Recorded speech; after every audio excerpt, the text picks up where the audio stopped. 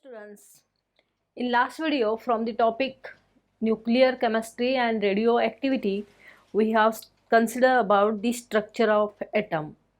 In structure of atom, shortly we have described that atom consists of two parts.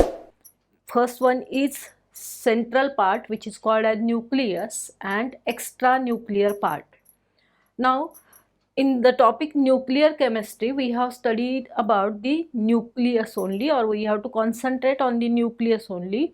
In the nucleus there are protons and neutrons, and you know that the size of the nucleus is measured in terms of the radius, and radius of the nucleus is around 10 raised to minus 15 meter, and into this 10 raised to minus 15 meter, this small area, protons and neutrons are togetherly present, which are called as nucleons.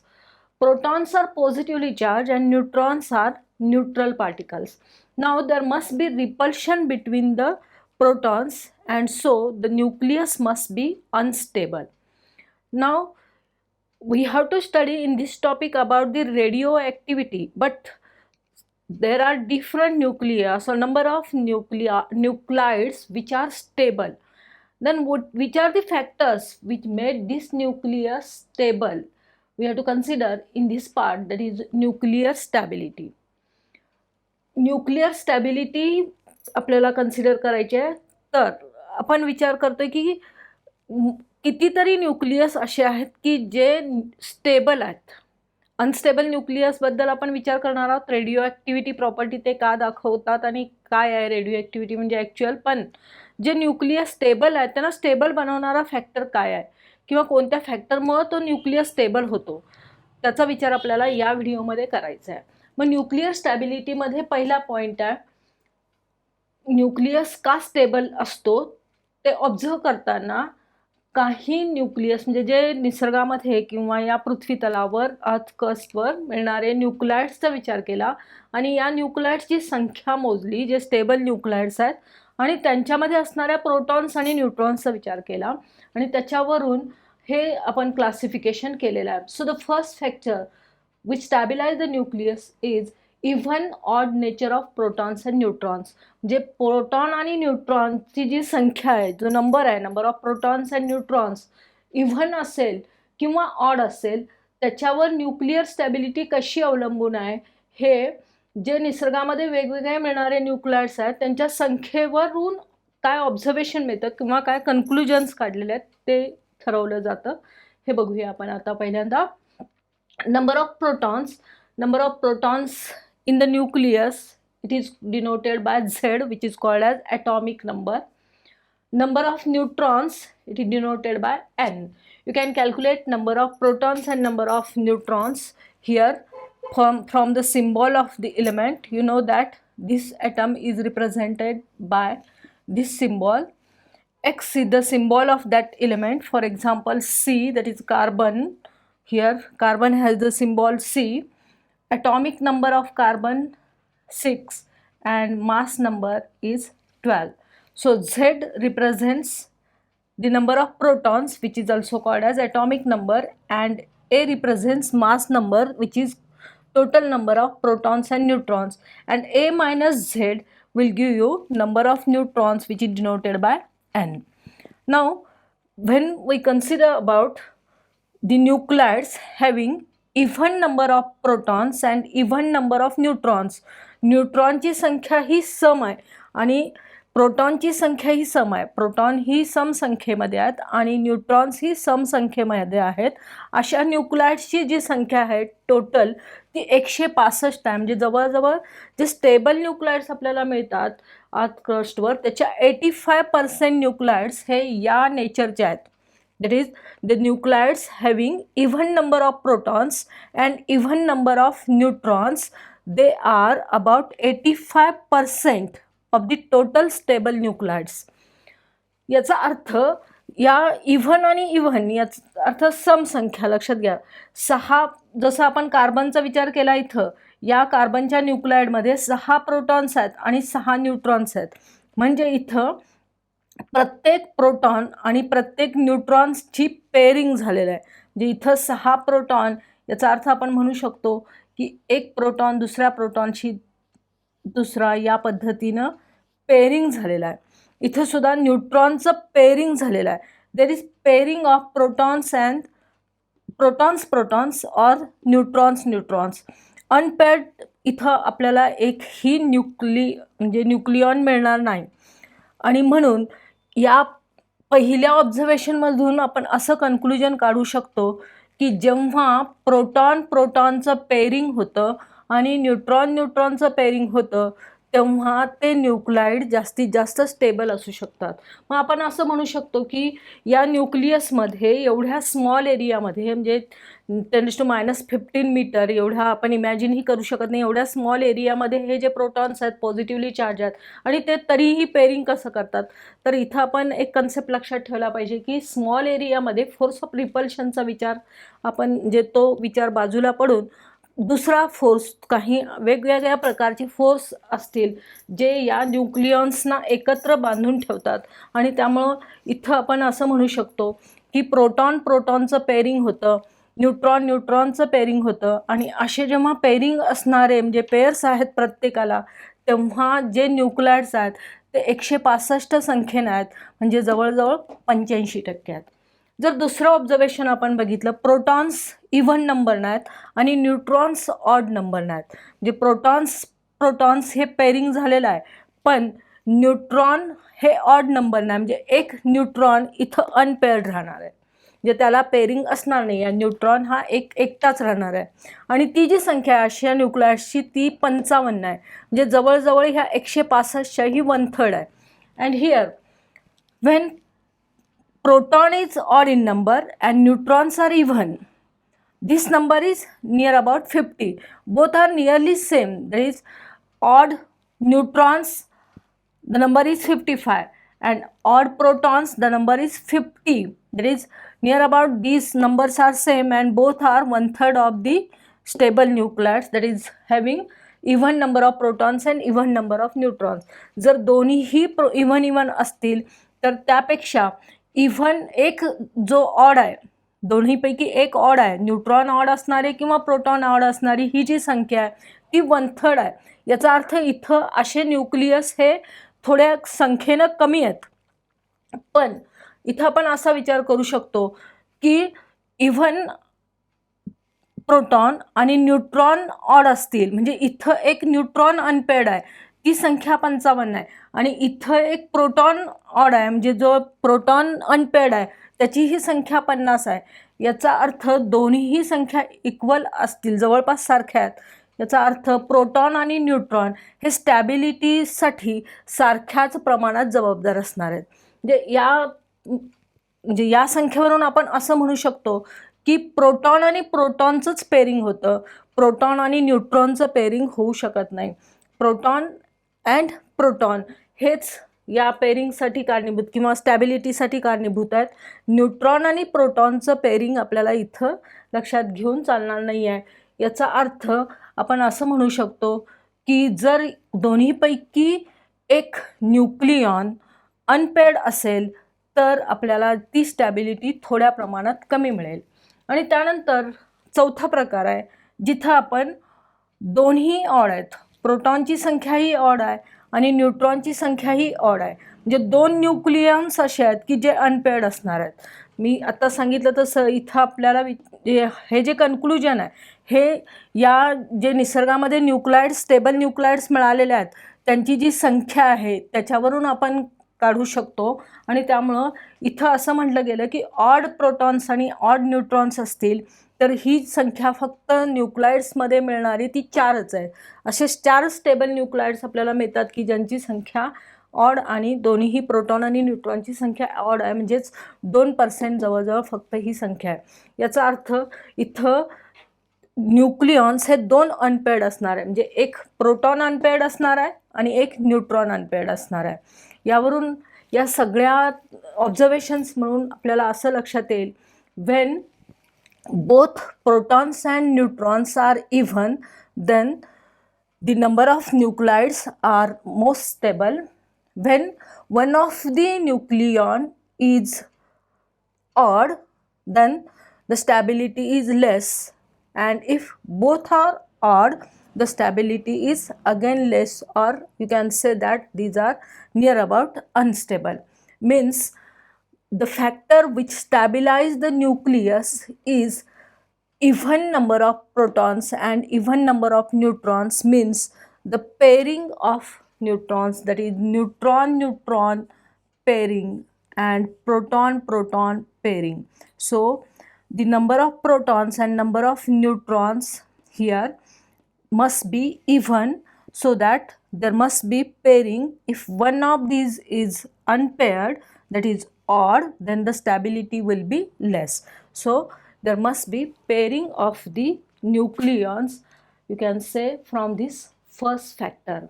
Now we shall consider about the second factor, that is what is or how the nuclear stability depends upon N/Z ratio. Now we shall see how the stability of the nuclides depends upon neutron to proton ratio, which is also called as N/Z ratio. N/Z, N is number of neutrons and Z is number of protons. N/Z ratio. Suppose we plot a graph of number of neutrons against number of protons. Then for the stable nuclides, you can obtain this belt or zone. Why? Because you know that there are different isotopes. Stable आयसोटोप्सची संख्या ही भरपूर आहे. म्हणजे एक item आपण घेतला, एखादा इलेमेंट आपण घेतला, तर त्या इलेमेंटचा ॲटॉमिक नंबर आणि न्यूट्रॉन नंबर, म्हणजे प्रोटॉनची संख्या आणि न्यूट्रॉनची संख्या ही आयसोटोप्ससाठी वेगवेगळी असू शकते. आणि त्यामुळं स्टेबल न्यूक्लाइड्स जे आहेत त्यांची संख्या ही जास्त असेल, आणि म्हणून आपल्याला एक रेषा न मिळता असा एक झोन मिळतो, आणि या झोनला आपण स्टॅबिलिटी झोन असं म्हणतो. मग स्टॅबिलिटी झोन म्हणजे काय हे आधी आपण एक्सप्लेन करूया. नाउ समजा हा ग्राफ आपण ऑब्झर्व केला, न्यूट्रॉन्स अगेन्स्ट प्रोटॉन. न्यूट्रॉन्स आपण इथं नंबर ऑफ प्रोटॉन्स समजा 10, 20, 30 या पद्धतीनं आपण ग्राफ पेपरवर प्लॉट केली. ही संख्या 1 सेंटीमीटर बरोबर 10, आणि नंबर ऑफ न्यूट्रॉन्स इथं 1 सेंटीमीटर बरोबर 10 घेतली, तर वेगवेगळे संख्या आणि त्याचे आयसोटोप्स आपल्याला इथं मिळत जातील, आणि त्या संख्या आपण इथं प्लॉट केलेल्या आहेत. मग एक लक्षात घेऊया आपण. इथं आपण जर लक्षात घेतलं तर ही जी रेषा, ही काळी जी आपल्याला लाईन दिसते, this line represents N=Z.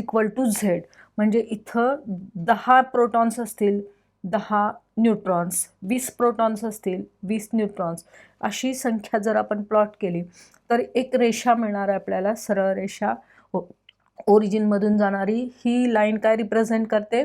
The N/Z ratio =1. N=Z. मग N/Z=1 असणारे किती न्यूक्लाइड्स स्टेबल आहेत?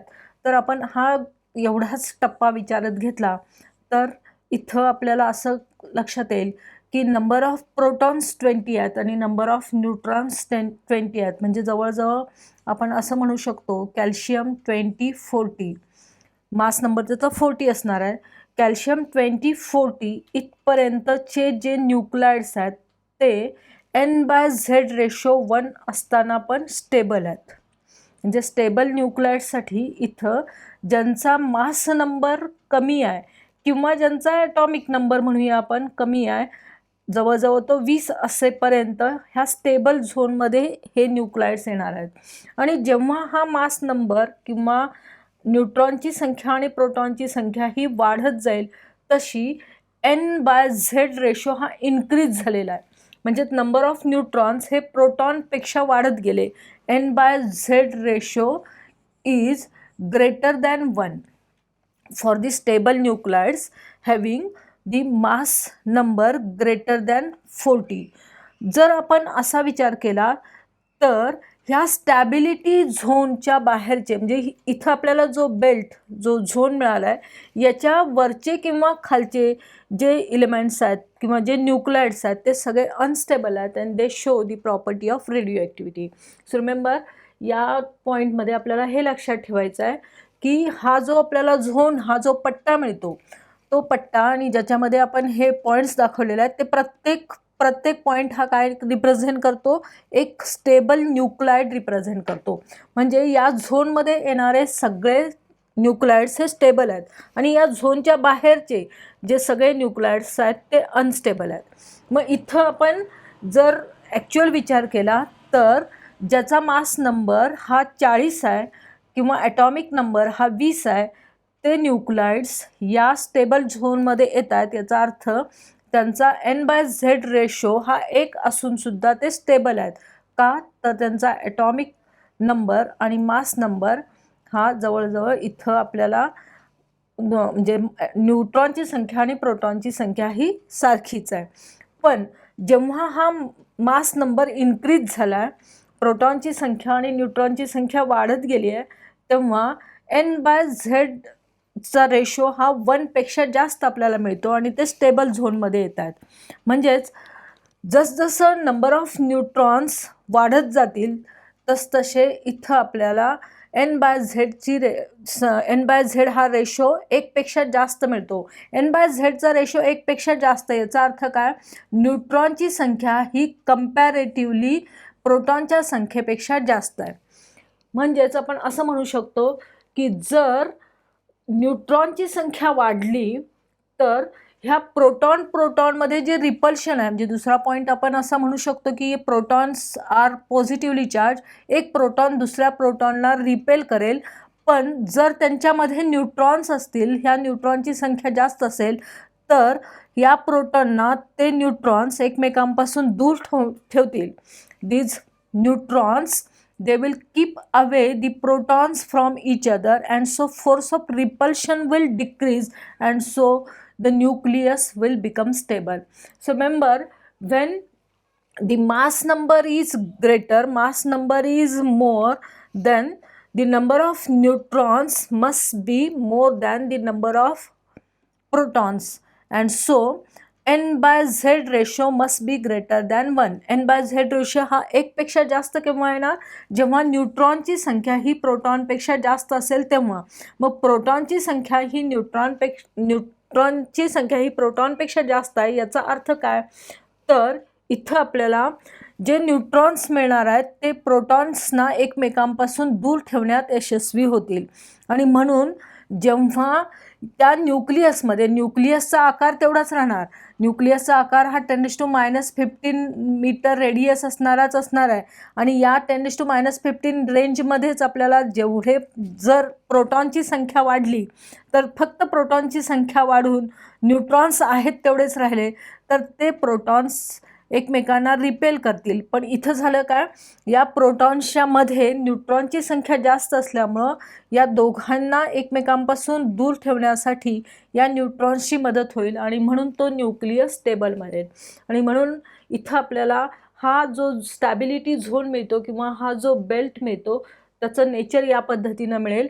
म्हणजे हा बेल्ट आपल्याला N/N=Z ही जी लाईन आहे त्याच्यावर मिळतो. आणि म्हणून इथं आपण एक कन्क्लुजन काढू शकतो की for the stable nuclides having the mass number greater, that is heavier nuclides you can say, म्हणजे ज्याचा मास नंबर जास्त आहे ते हेवी असणार आहेत न्यूक्लाइड्स. हे लायटर न्यूक्लाइड्स म्हणू शकतो आपण, ज्याचा मास नंबर हा 40च्या आत आहे. हे लायटर न्यूक्लाइड्स आहेत. तिथं ते स्टेबल आहेत कारण N आणि Zची संख्या सारखीच आहे.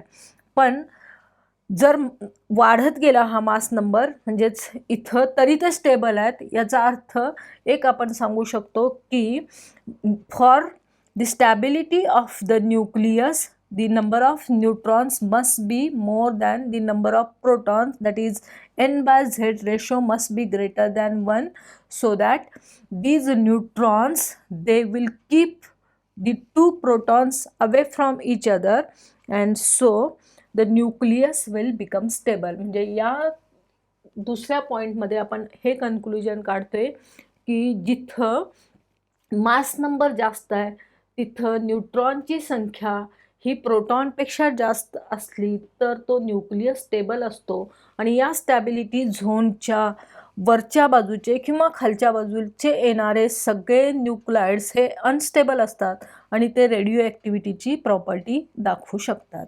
The third factor is magic numbers. ज्याला आपण जादुई नंबर म्हणतोय.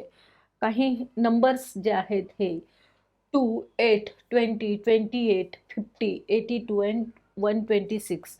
And it is observed that if the nuclide contains the neutrons or protons which are equal to these numbers, these nuclides are more stable and they are obtained in large number in the nature. They are abundant in the nature. So these numbers are called as magic numbers. जे इथं जे निसर्गामध्ये आपल्याला stable nuclides मिळतात त्या न्यूक्लाइड्समध्ये जर proton किंवा neutron दोन्हीपैकी एखादी संख्या 2 किंवा 8, 20, 28, 50, 82 किंवा 126 असेल तर ते न्यूक्लाइड्स हे जास्तीत जास्त स्टेबल असतात आणि निसर्गामध्ये यांचं प्रमाण आपल्याला जास्त प्रमाणात मिळतं. आणि म्हणून हे जे नंबर्स आहेत या नंबरना आपण मॅजिक नंबर्स असं म्हणतो. फॉर एक्झाम्पल समजा आपण लेड हा स्टेबल इलेमेंट म्हणून कन्सिडर करतो, लास्ट स्टेबल इलेमेंट ज्याचा ॲटॉमिक नंबर आहे 82 अँड मास नंबर आहे 208. So Pb, that is this isotope of lead, contains 82 number of protons. Number of protons in this isotope of lead is 82. And how many neutrons are present here? 208 minus 82. And so this number is 126. That is Pb, this isotope contains two magic numbers. That is 82 number of protons and 126 number of neutrons. म्हणून लक्षात घ्यायचं protons किंवा neutrons या दोघांपैकी एखादी जरी संख्या ही या नंबरपैकी असेल तर तो न्यूक्लियस जास्त स्टेबल असतो. आणि इथं आपण असं म्हणतो की पीबीकडं हे 2 नंबर्स आहेत आणि म्हणून तो जास्तीत जास्त स्टेबल आहे. जे ॲटॉमिक नंबर 82 पर्यंत जे इलेमेंट्स आहेत ते स्टेबल आहेत आणि ॲटॉमिक नंबर 82च्या पुढचे जे इलेमेंट्स आहेत ते अनस्टेबल आहेत किंवा ते प्रॉपर्टी दाखवतात रेडिओ ॲक्टिव्हिटीची. आणि मग इथं आपण हे कन्क्लुजन काढलं की पीबी हा जास्तीत जास्त स्टेबल का आहे तर त्याच्याकडं 82 प्रोटॉन्स आहेत आणि 126 न्यूट्रॉन्स आहेत. 2 मॅजिक नंबर्स असल्यामुळं तो जास्त स्टेबल आहे. त्यामुळे इथं लक्षात ठेवूया आपण why these are called as magic numbers. यांच्यामध्ये काही जादू नाही आहे, फक्त इथं लक्षात घ्यायचं आहे की या नंबरपैकी कुठलाही नंबर इतके प्रोटॉन्स किंवा न्यूट्रॉन्स असतील तर ते न्यूक्लियस जास्तीत जास्त स्टेबल असतात आणि ते निसर्गामध्ये आपल्याला जास्त प्रमाणात मिळू शकतात. So these are the factors due to which we can say that these nuclides are stable or nuclides are stable. And then these nuclides which are not stable, which show the property of radioactivity, we shall consider about these nuclides in detail and we shall consider what is radioactivity in the next video.